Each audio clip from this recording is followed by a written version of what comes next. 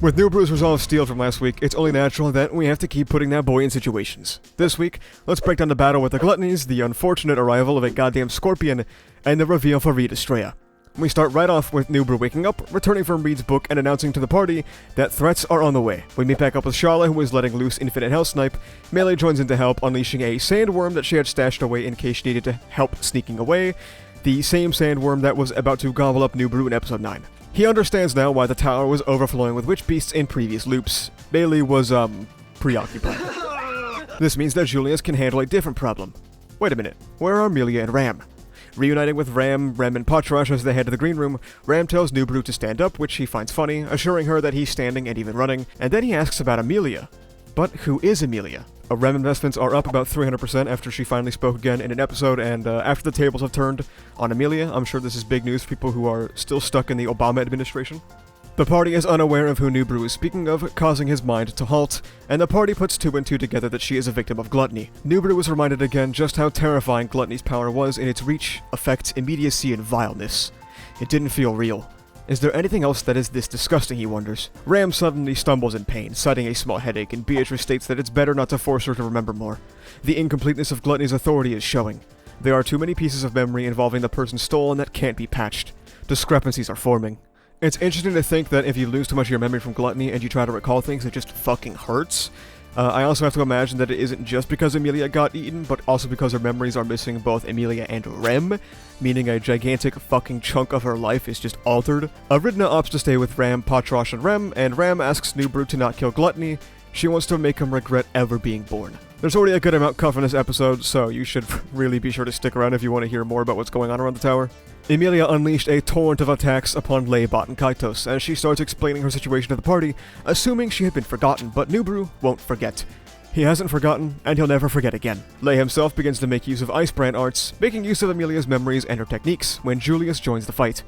Emilia and Julius in the novels are stated to have clumsy teamwork. Emilia relied on intuition, while Julius was a schooled fighter honed through endless training. Both of them having beaten Ian, however, means they are unaware of the other's quirks. Ley taunts his opponents. Gathering superior knowledge grants abundance to life and sets people apart as winners. In other words, they are the greatest. What are you getting cocky about? A titan of carnage had suddenly broken into the space, like it was the natural thing to do. The greatest ain't some twisted brat like you. The greatest and the strongest, the highest and the best, those are all words that exist for me. The man who shouldn't have been able to descend from the second floor stood there with the grin of a villain. Ley Batenkaitos introduces himself. Reed calls him a pain in the ass, and when Ley charges in, he is completely decimated. Emilia tries to thank him and asks to join forces, but he only laughs at them. Reed compliments the look in Julius's eye as he intervenes, asking if a woman made him feel better, but he shakes his head. A friend's merciless words can be just as good. Julius and Reed begin to clash, so Emilia joined Julius's blade dance with an armory full of ice weapons. Their awkward teamwork started to find links. Maybe because the enemy was stronger, or maybe they had just adjusted their styles in an impossibly short amount of time. However, Ley wasn't dead, and he attempts to rejoin the fold, so Emilia asks for Reed's help again, only to be rejected. He's having fun right now. He wouldn't change his mind even if stars fell out of the sky. Newbaru prayed for his friend's victory, causing him to fall to his knees. He felt a pain inside of his chest. This isn't something that happened in any of the loops. Is it some kind of sickness? No, this probably isn't a bad thing. The alarm in his body is just telling him something has changed. He exhaled slowly. He could feel his heart pounding in his chest. And he closed his eyes, and behind his eyelids, he felt something strange emerging, an oh-so faint light looming in the indistinct darkness. Faint, warm, glowing lights. One beside him, 2 in front of him, and mysteriously, even though he didn't turn around, he could tell that there were some behind him too, and he could tell one was approaching from above. He trusted that feeling completely, leaping at Beatrice before bounding away. His leg was ripped apart, as the scorpion arrived at the battlefield. The obstacles they had to overcome were all gathering in one place. He couldn't figure out how he could change the world in a way that would resolve this. Batenkaitos was here, Reed was here, and even the giant scorpion joined the party. Even if Shala and Melee were keeping the swarm of witch beasts at bay, Newbaru was out of moves. 3 people called out his name as the scorpion fired at him. A thunderous roar shook the tower violently, as if the entire world was collapsing. Beatrice hugged him, as darkness that held only a blind love swallowed him. Newbaru has his first restart point update, taking him to the library after having encountered Rui. He was reminded how stupid he is and how little progress he's made, as he repeats the events of last loop. This time, however, he sends Melee alone, and Julius asks what he has planned. He wants Julius to get revenge, but not on Gluttony. Reed is coming. stop him from butting in. Arida asks if he heard that from Gluttony, which he lies and confirms. If Reed doesn't come down, Julius can come fight Gluttony. He uses unknown power again to locate Emilia and Ram, so they meet up once more, but this time, Emilia had not been eaten yet. Ram, Newbaru, and Baeko pull up on Ley, as Ley talks shit to Newbaru, and one-to-one hits the From Zero scene, which is absolutely fucking hilarious, until Ram shoots his eye out. They start whooping that ass, and Ley makes use of more stolen techniques, like the Leaper. While Newbaru watches, the tower shakes violently, and he infers that Julius is having a rough time, but Beatrice has no idea how he can tell, and he has no answer. Clutching his chest, he could tell where everyone was and what they were doing. It was an ability he had accepted as naturally as if he'd been born with a third arm. Noticing how unnatural it all was, he felt nauseous, but he doesn't want to be benched. He's in the middle of upgrading. Quit acting up and become mine, he thinks. The unnatural third arm had emerged in response to the cry of Natsuki Subaru's soul. Lei's voice cries out, as he races towards Natsuki Subaru to devour him, but before he could bite down, a flash of light passed over Newbaru's shoulder and tore into Gluttony's wide-open mouth. Isn't death supposed to be more...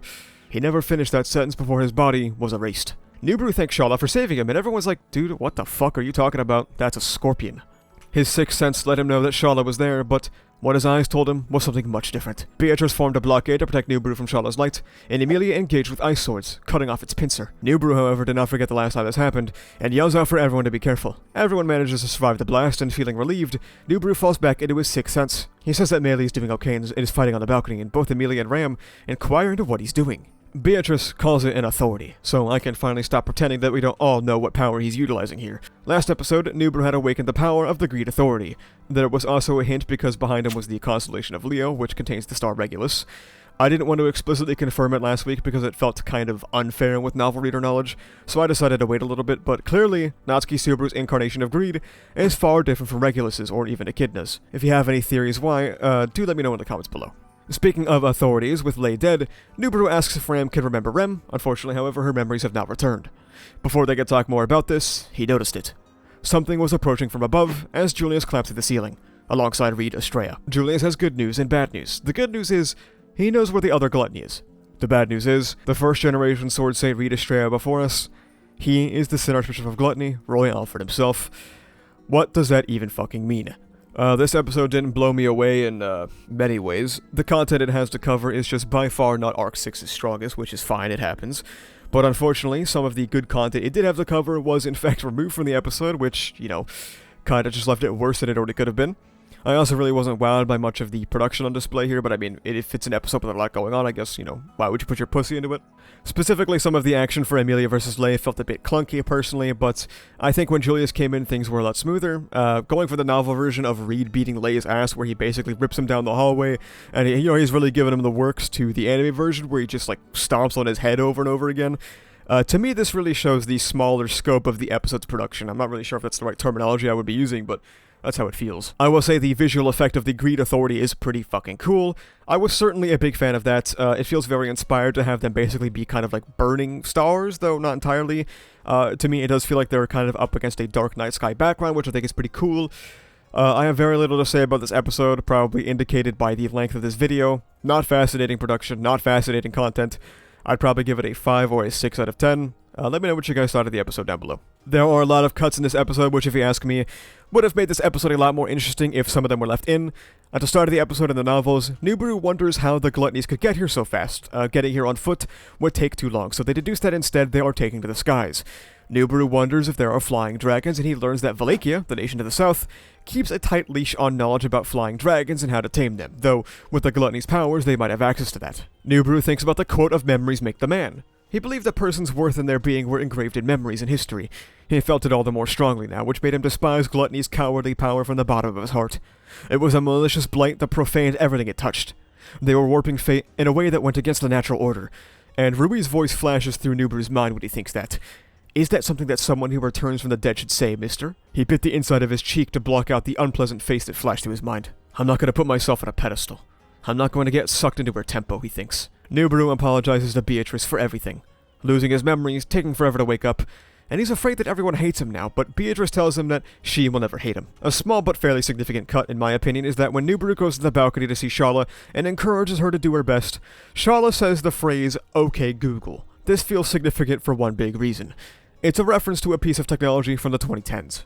This potentially dates Flugel's earthly knowledge to around the 2010s. Of course, most people just assume he's Subaru, but if we're ignoring that, it does give us some frame of reference for the kind of stuff Flugel was teaching Shala, and I think that's interesting, and a sad piece of theory crafting removed. Also on the balcony, when Meili points out that she kept that worm in case she had to escape, Newbaru ruffled her hair and told her that she doesn't have to put on an act.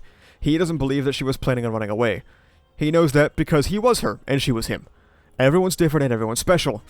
She doesn't know what the fuck he's going on about. When Newbaru finds out Emilia's name has been consumed, Newbaru's head was spinning with questions. Why did Gluttony's power not affect him? Why did he remember Emilia? Is it because he's from a different world? Maybe the rules of this one do not apply to him. In which case, what about the old Natsuki Subaru's memories? Supposing he's dead, are they etched into the corridor of memories? Or else, is the reason he can come back because they can't be stored there? It was a chilling theory. If that was the answer to the mechanism behind Return by Death, then he would be trapped in the cycle of this world forever. Bluntly, no matter how many decades he spent there, he wouldn't even be allowed to die of old age. Standing beyond the rules of the world, Newbaru could try to live his life to the fullest, but was Natsuki Subaru without a world for his cutoff there? But it's cool to see in-universe speculation about the mechanics of the world and of Return by Death. Please do let me know if Newbaru's speculation gave you any cool ideas about the world. There is a very unfortunate cut in the Ley fight in which Ley Batenkaitos is utilizing Ice Brand arts, but also, he's utilizing Natsuki Subaru's memories of Earth to make weaponry. Ley uses a pile bunker, a weapon that I believe is from Japanese mecha media in which a hydraulic force is used to give or to drive a heavy metal spike forward. So Ley was quite literally using a weapon from another world, and I just think that's neat. When Reed came down, Newbaru clenched his fists, acknowledging that he was scared of him. Now that he had come face to face with Reed, his soul was trembling, but not out of fear and terror. It was trembling with excitement. He tells Reed, deep down, I've already acknowledged you as my enemy, and Reed compliments that. He ain't getting promoted past small fry, but he'll compliment him for not thinking he's a convenient reinforcement. I think the description of Newbaru being excited to face Reed is a really interesting thought. I don't really know what to make of it fully. Is it excitement because he's making progress? Excitement from thinking of how to take down such an insurmountable wall? I'm not sure, but I think it's something to bring up. There's a small exchange between Reed and Ley that was cut. Ley asks Reed how he came down, because according to Ley's stolen memories, he shouldn't be able to, and Reed is like, I can't come down. Peel your eyes and take a good look. I do what I want, how I want. Who gave you permission to start flapping your jaw, huh? And Ley laughs at him, and says that there's no point in talking to him, huh? And even Gluttony had trouble dealing with someone who so adamantly refused to interact in any meaningful way. Not a huge cut, but I think it's super funny that even a Sin Archbishop throws in the towel when trying to talk to Reed. The fight between Newbaru, Bayako, Emilia, Ram, and Ley in the second loop of the episode goes a lot differently in the novels because they actually scrap. Ram immediately pulls out her wand, basically, and they start to go blow for blow. Ram uses wind magic under her feet to fly herself toward him, which is a feat commended as one that would maim ordinary people, and she tears Ley's face open before Emilia flies in with a greatsword. Ley uses the ultimate palm technique to fight them off before using the leaper technique to jump 30 feet in an instant. And while he's using these stolen techniques, Ram is able to identify all of the abilities that Ley is using to Newbaru's shock. Beatrice says that Ram was someone who could do that much if he doesn't have to worry about anything else, and that Gluttony's authority can be crushed by a sufficient difference in strength. Newbaru had miscalculated Ram's strength, but it was a happy mistake this time. And then in the novels, he hits the from zero pose like normal, but in the novels, however, instead of Ram shooting his eye out, Emilia immediately hits him on the back of the head, and he is literally knocked out, and they win the fight. The party talks about killing Ley, but Newbaru is afraid that killing him won't restore lost memories, it will only permanently lose them. So, Ram instead requests to be the one to drag the information out of him, and Newbaru thinks that if Ley is here, where is Roy Alfred? This is followed up by Shala appearing and Emilia and Beatrice fighting her off, but Ram isn't for some reason. Newbaru looks at her and sees that she is seriously struggling. Ram is chronically ill, unable to fight for very long, and he says that she should have said something sooner, and she replies, me, whine to you, impossible. Leading Newbaru to hold Ram in a princess carry for the rest of the episode. Unfortunately, the anime does not want them to kiss. That will do it for this week's episode. Sorry I don't have more to say. Honestly, this week just doesn't give me much to talk about, but thankfully, that should remain the case for the rest of the season. As a reminder, Jordan and I will be live a little while after this video goes live to discuss the episode, so make sure to swing by if you want to talk more ReZero. Thank you so much for watching. If you like this video, make sure you subscribe for more. You can also check the description down below to become a member, which gives you benefits like early videos, membership badges, and cool custom emotes. You can join the Discord where we talk about ReZero, Kagurabachi, Jujutsu Kaisen, and all kind of stuff. Additionally, you can go to the channel store and pick up some awesome stickers made by our channel artist, so you can carry the power of Graphia with you on your water bottle. That's about it though. Thank you for watching. See ya.